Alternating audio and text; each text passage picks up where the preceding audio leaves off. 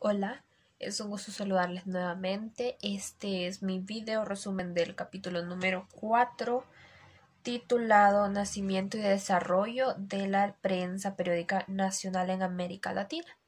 Este capítulo está escrito por Patricio Bernero. La prensa en América antes de la independencia. Antes de la independencia, la prensa jugó un papel fundamental en el desarrollo de lo que ahora está. Los primeros pasos para el establecimiento de la prensa periódica en América deben ser situados en el siglo XVII. Estas iniciativas provinieron de las autoridades españolas y se desarrollaron fundamentalmente en las ciudades virreinales de Lima y México. En estas dos ciudades fue que se fue desarrollando la prensa antes de la independencia.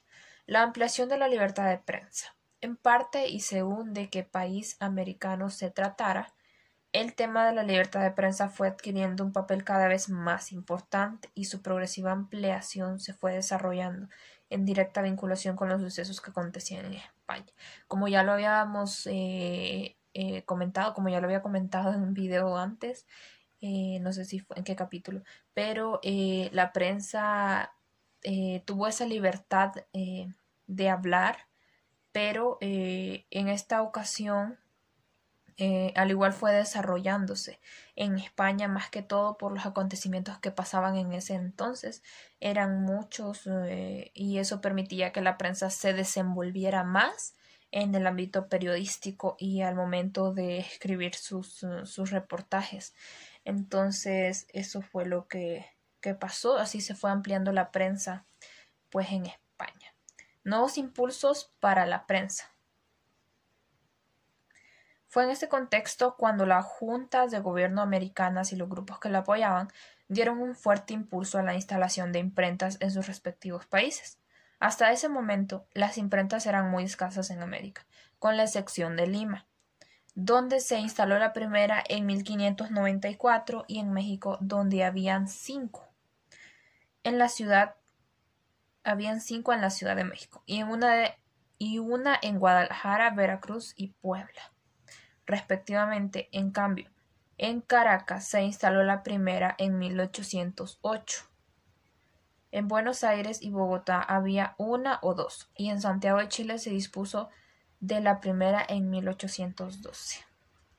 Ahora bien, voy a hablar un poco sobre la iglesia en el siglo XIX. Bueno, la iglesia y la prensa durante la segunda mitad del siglo XIX. En el contexto de las guerras de la independencia, la iglesia a través del Papa Pío VII adoptó en 1816 una posición oficial de rechazo al proceso emancipador, identificándolo con la Revolución Francesa y aconsejando a los americanos la obediencia y el acatamiento de la autoridad monárquica. Su sucesor, León VII, se dirigió en 1824 a los jerarcas de la Iglesia en América, exhortándolos a que mantuviesen a sus fieles leales al rey de España. Sin embargo, la actitud adoptada por los prelados se caracterizó en general por una cierta moderación, que fue complementada por el paulatino reconocimiento de los nuevos estados por parte de la Santa Sede, a partir de fines de la década de 1820. Los liberales veían la iglesia y la religión como herencias coloniales. Esto quiere decir, yo vi una película que se me escapa el nombre, pero es una excelente película para entender esto sobre los liberales y la religión en ese entonces, cómo se fueron desarrollando y los conflictos que tuvieron. De hecho, lo miré en Historia de Honduras. Es muy interesante cómo el papel que jugó la iglesia en aquel entonces y los liberales cómo se oponían a las normas de la iglesia. Al igual la iglesia se oponía a las normas de los liberales. Era un solo conflicto que generaba muchas guerras, y si se generan guerras pues siempre habrá muerte. Entonces dice, defensoras del tradicionalismo. Sí, en general la iglesia defendía lo que creció con ellas. Como creció la iglesia, así se fueron manteniendo, y eso pues molestó a los liberales porque ellos tenían como un espíritu de avanzar, de no quedarse en lo mismo, sino seguir avanzando y avanzando y avanzando, desarrollarse y olvidar lo antiguo. Decían que se debían, bueno, los liberales decían que se debían de eliminar las sociedades, pues suponía un obstáculo para alcanzar la modernidad.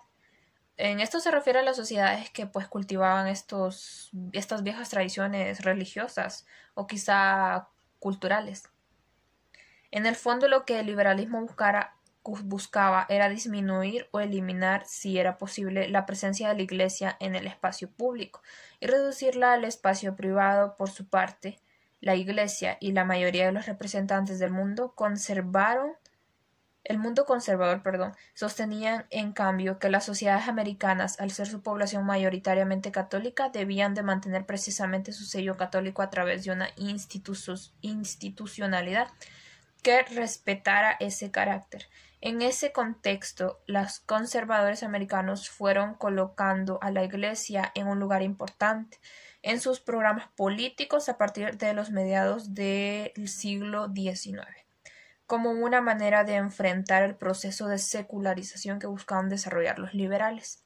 La actitud del Papa Pío IV ejerció una gran influencia en las posiciones de la Iglesia y de los conservadores, pues él condenó precisamente el liberalismo a través de la encíclica Quanta Cura en 1864, que se publicó acompañada de Syllabus, documento concebido como un catálogo de los principales errores de nuestro tiempo.